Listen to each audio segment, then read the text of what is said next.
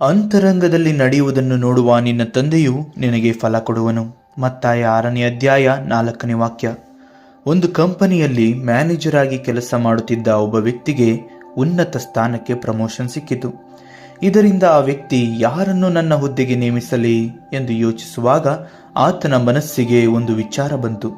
ಅದರಂತೆ ಆತ ಕಂಪನಿಗೆ ಹೋಗಿ ತನ್ನ ಕೈ ಕೆಳಗೆ ಕೆಲಸ ಮಾಡುವ 4 ಕರೆದು 4 ಒಂದೊಂದು ಗಿಡಗಳನ್ನು ಕೊಟ್ಟು, 1 ತಿಂಗಳ ನಂತರ ಈ ಗಿಡವನ್ನು ನೋಡುತ್ತೇನೆ, ಯಾರ ಗಿಡ ಉತ್ತಮವಾಗಿ ಬೆಳೆಯುತ್ತದೋ ನೋಡೋಣ ಎಂದು ಹೇಳಿದ. ಎಲ್ಲರೂ ತಮ್ಮ ತಮ್ಮ ಮನೆಗೆ ಅವುಗಳನ್ನು ತೆಗೆದುಕೊಂಡು ಹೋಗಿ ಅದಕ್ಕೆ ಬೇಕಾದ ನೀರು ಗೊಬ್ಬರವನ್ನು ಹಾಕಿ ಚೆನ್ನಾಗಿ ಪೋಷಿಸಿದರು. ಆದರೆ ಎಲ್ಲರ ಗಿಡವು ಒಂದೇ ವಾರದಲ್ಲಿ ಸತ್ತು ಹೋಯಿತು. 4ರಲ್ಲಿ 3 ಜನ ಅದೇ ರೀತಿಯ ಬೇರೆ ಗಿಡಗಳನ್ನು ಖರೀದಿಸಿ ತಂದರು. ಕಂಪನಿಯಲ್ಲಿ 4 ಮಾತಾಡುವಾಗ ಒಬ್ಬನು ಹೇಳಿದ, ನನ್ನ ಗಿಡ ಆಗಲೇ ಚಿಗುರೊಡೆದಿದೆ. ಇನ್ನೊಬ್ಬ ಹೇಳಿದ, ನನ್ನಲ್ಲಿರುವ ಗಿಡವೂ ಕೂಡ ಎಂದ. 3ನೇಯವನು ಹೇಳಿದ, ನನಗೆ ಕೊಟ್ಟಿರೋ ಗಿಡವು ಆಗಲೇ ಬೆಳೆಯಲು ಪ್ರಾರಂಭಿಸಿದೆ ಎಂದ. ಆದರೆ 4ನೇಯವನು, ನನಗೆ ಕೊಟ್ಟಿರುವ ಗಿಡವು ಯಾಕೋ ಸತ್ತೇ ಹೋಗಿದೆ ಎಂದ.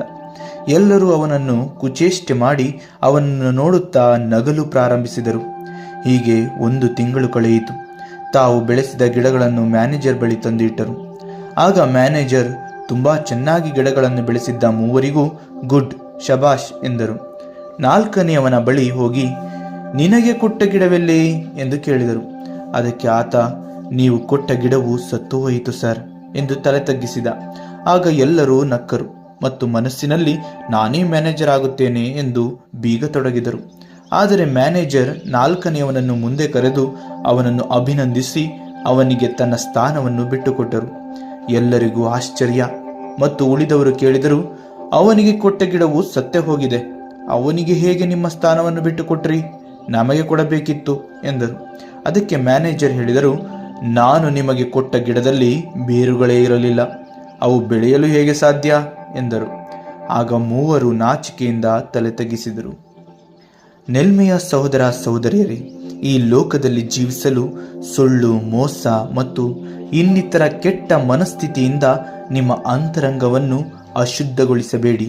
ಏಕೆಂದರೆ ಸತ್ಯವು ಬಯಲಾಗದೆ ಮರೆಯಲ್ಲಿ ಉಳಿಯುವುದಿಲ್ಲ, ಬಟ್ಟ ಬಯಲಾಗುತ್ತದೆ. ಅದರಿಂದ ನಾಚಿಕೆಗೆ, ಅವಮಾನಕ್ಕೆ, ನಷ್ಟಕ್ಕೆ ಒಳಪಡಬೇಕಾಗುತ್ತದೆ. ಹಾಗಾಗಿ ಸತ್ಯ, ನೀತಿ, ನ್ಯಾಯಗಳಲ್ಲಿ ಜೀವಿಸಿರಿ. ದೇವರು ಅನುಗ್ರಹಿಸುವ ಫಲವನ್ನು ಪಡೆದು ನಿತ್ಯವೂ ಸಂತೋಷ, ನೆಮ್ಮದಿ, ಯಶಸ್ಸಿನೊಂದಿಗೆ ಜೀವಿಸಿರಿ. ಜೈ ಯೇಸು ಕ್ರಿಸ್ತ.